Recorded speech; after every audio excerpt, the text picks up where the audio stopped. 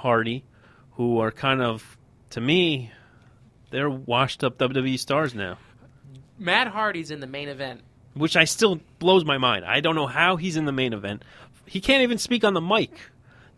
The first episode that was live, well, live, as I put in quotations, because it was online. They gave the results. They told me who won the championship before the match even ended. Hold up. So, that show last week and 2 nights ago's show, those are not live shows, but they're saying they're live? Yes, the first show, which was live, I think it was on like a 10 or 20-minute delay. So they were pulling up on the internet who won the championship before even the championship match. I thought you meant that them not being live as in this show happened like a month ago or something, how they used to tape things. No. That was actually taking place that night, that day, but 20 minutes. Tape to delay, yeah, basically. Pretty much. So you found out who was going to win that, and it was EC3. Good for him, because he's their star. He's the only one who is relevant in that whole... Well, there's another guy. We'll get into him in a little bit. But if you were to have somebody trying to inject excitement into your federation, Daniel Bryan, I feel, would be the best person to get. Because, think about it. You have the whole Yes movement. People know who this guy is. He's written a book, his own memoir. I mean, why not? He's good in the ring.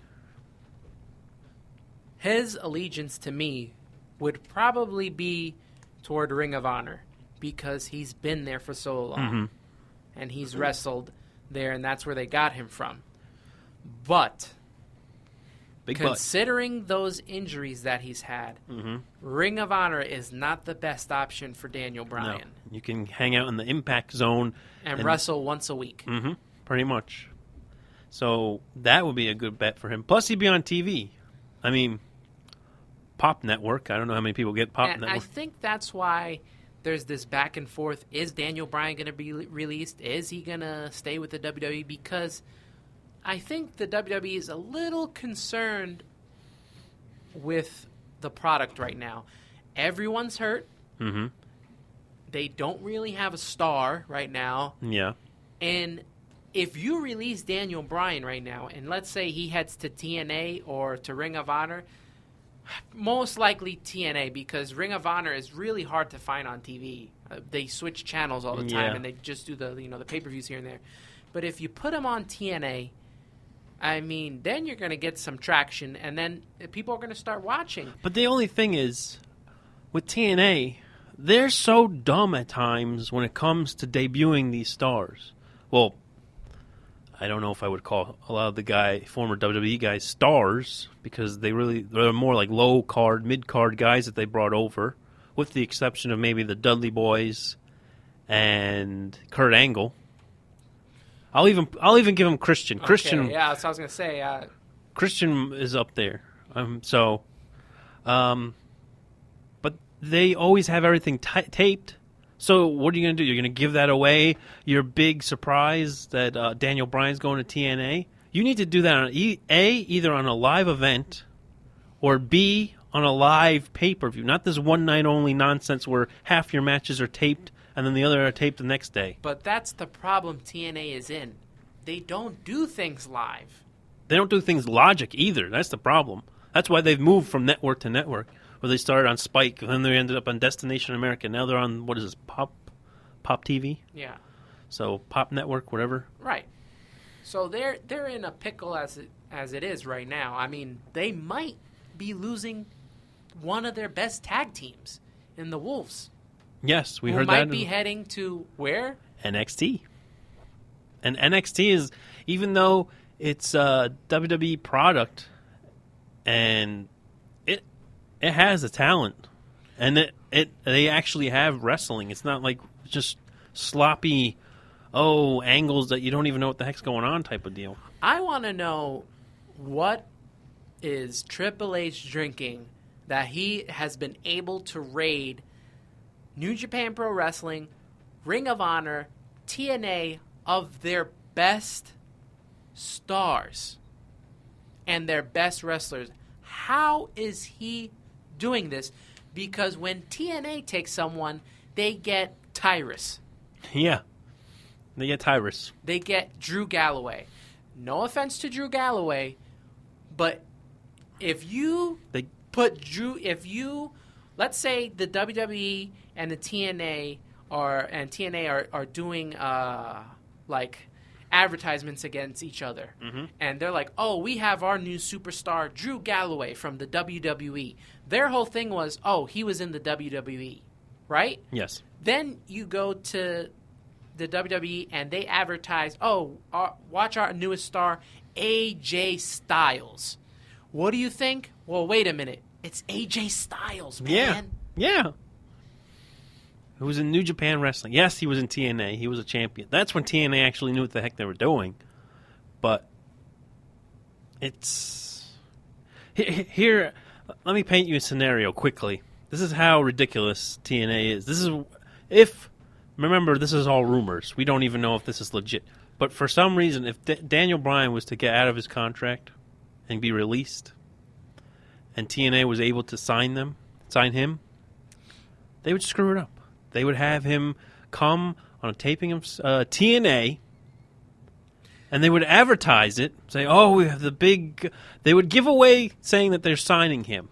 Yeah, because TNA is taped, there wouldn't be no surprise. They wouldn't do a surprise. No. It would be they would show it on probably their website that they signed him, and then they would tell what episode he's coming on, so that then people can watch. Then they'll be like, oh, we taped him. He'll be on 2 months from now, his debut. 2 months from now, because we got to do it that way. But if they were smart, you wouldn't even... They would do it how the whole old WWE, WCW days... Before the internet. Unfortunately, with internet now, people leak stuff and they see stuff and it leaks. But the WWE still finds a way. I mean, we do get the rumors that the guys are going there.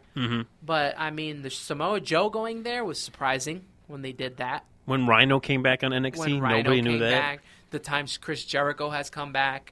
I mean, they don't advertise that. No. And if you want to do it right, and like I said... Sting. They said that they signed Sting, but no one ever knew if he would ever... Was it just for video games? Was it just for action figures? Nobody knew. Was it just for public appearances? No one knew. They knew Sting signed, and then they got you because they put him at the Survivor Series when they needed a moment, and they got him. And then they got him when WWE Network was doing their free thing. That's how you advertise.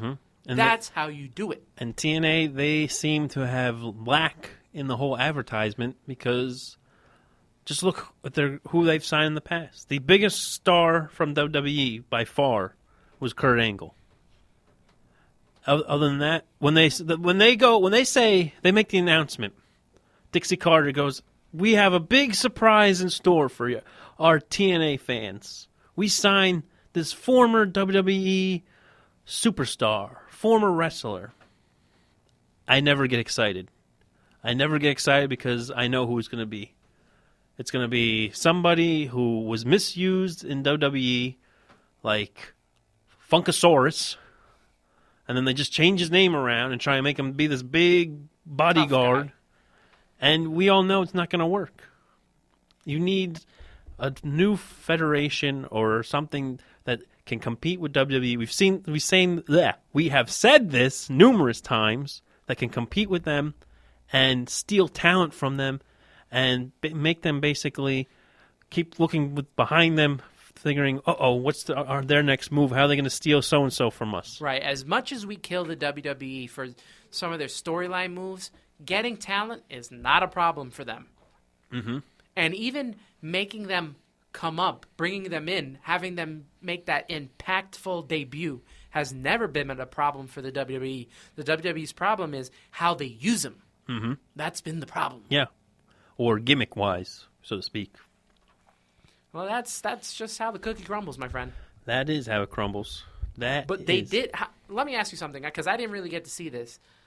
You tweeted out to Michael Bennett, who made his debut with Maria last week's show. Was that advertised, or was that a surprise? I believe that was a surprise, because I knew nothing about Michael Bennett debuting on TNA. Right. So, but He debuted last week, and it's really hard to do these debuts when people on the internet are spreading all these rumors out. So it's really hard, but you can do it. It's possible. Mm-hmm. If you keep it quiet, if you have a circle, if you don't announce it to your whole company that, oh, hey, by the way, we signed so-and-so. Actually, the only person I think that they did well in their debut surprising people on TNA was Christian. Mm-hmm. I would have to agree. I mean, they kind of made it corny with the countdown like they did Jericho. Yeah. But no one knew. No. But the thing is, if you don't watch Ring of Honor or you don't know any indie scene, you have no idea who Mike Bennett is. So when he debuted, he did the whole kind of like the Chris Jericho from '99 with the Y2J, the savior of the WWE or WWF at the time. So they did all that, and some people just kind of stood there and they're like, almost looked like, who is this guy? I mean, when he came on the TV, I knew instantly who he was. But if you're like we talk about numerous times, the fan, the average fan who only knows who's being pushed on TV and crammed down our throats, then you have no idea who half these guys are. I'll be shocked if people who are regular fans get excited when AJ Styles debuts, when he debuts at WWE, and they're like, almost like, who is this guy? But he said, he mentioned Mike Bennett about using the 6-sided ring. So I actually tweeted to him from our Twitter handle at UCR Network. I said, at Rio Mike Bennett, is it hard to get used to the 6 rather than the standard 4-sided ring? And he said, yeah, it takes a little time to get used to, and tweeted back to us, which I thought was pretty cool. And then I also responded to him. I said I could imagine, was lucky to see you in Philly back in August. That's when you and I went to the old ECW arena. Saw your debut. Want to see you shake up TNA. Good luck. And he actually favorited our tweet. So I thought that was pretty cool of him. So, like I said, Mike Bennett, we here at UCR Network, we wish you luck in TNA and hopefully they use you correctly. That's all. And let you wrestle and show what potential you have. I mean, seeing him against EC3 would be great. Mm-hmm. I would love to see a match between those two. Yes. But, yeah, thanks to Mike Bennett at Real Mike Bennett on Twitter. Mm-hmm. So give him a little plug there. But, hey, man, another good show. It's about that time. It's about that time to get off the air, my friend. We have next week for you the Royal Rumble preview. We will give you each match, some analysis, and our predictions. Who will win the Royal Rumble? Who will be the World Heavyweight Champion at the end of the night? I already know. He already knows. You ready for this? Doink the Clown. One, the only. Go Dust. And on that note, we leave you. This has been Ringside Rumble Radio here on the UCR Network, powered by Streaker. Spreaker. We're not streaking anytime soon, my friend.